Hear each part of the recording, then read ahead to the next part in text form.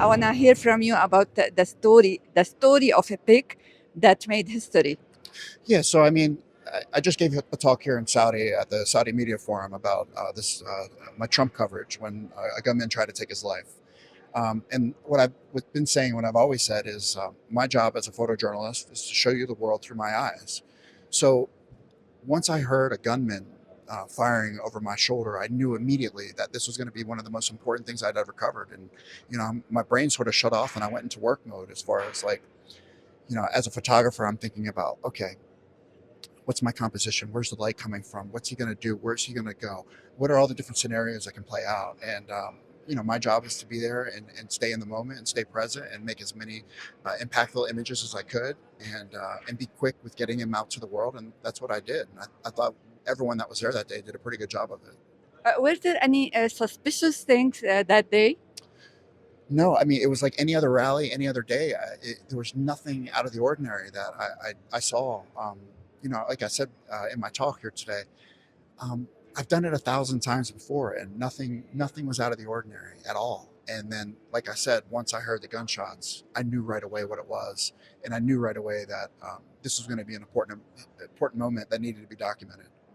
Tell me about the blood. You were saying that nobody knows that he was injured until they saw your pics. Yeah. So if you look at the video from that day, it's really hard to see, any sort of blood on his face or anything like that. But my editors told me that once they saw the images come across his desk, because I'm basically transmitting this real time. I have a camera that's hooked into a device that sends my images to my editors. So they're seeing it basically real time. Once they saw the blood on his face, they realized that he had been injured, and they couldn't tell from the video feed, but they could tell from my images that once they saw the blood, they knew that what had happened.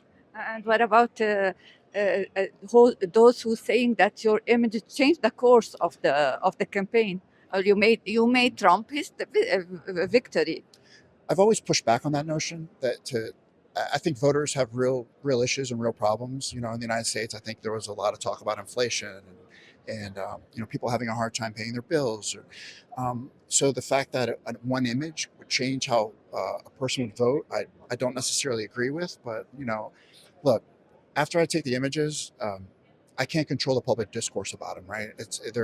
I did my job as a photojournalist to document what was in front of me, and I'll let the world decide, how those images are used. And 10 years, 20 years, 50 years from now, we'll be able to look back and see what kind of impact those images had, if they had any at all.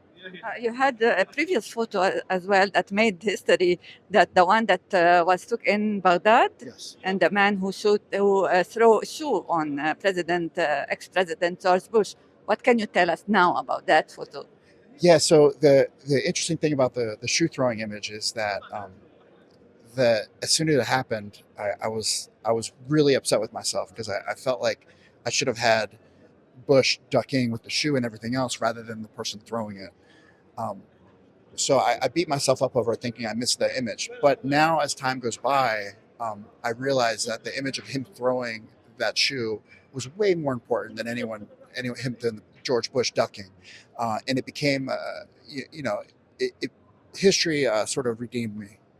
Are you the photographer of the U.S. presidents in trouble? My friends always tease me, weird things happen when I'm around. Is it by chance we're there? I think maybe I'm just old now, and I'm just, I've been around for so long that it just weird things continue to happen in front of me. That's why I tell young photographers all the time, like, you never know when something's going to happen. I had another thing happen to me where we were at the end of a long day, and Donald Trump was walking down the steps of Air Force One, and lightning bolt went across the background, and I have the lightning bolt in the background. So it's like these things always happen. So you always have to be prepared as a photojournalist to make images. What next photo will be waiting from you? I don't know. This has been a really busy year.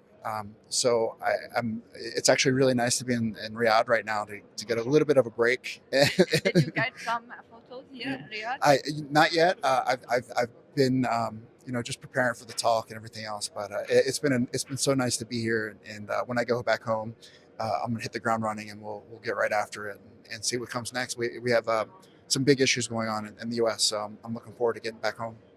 Thank you very much, Ivan, and good luck. Thank you so much for having me. Thank you.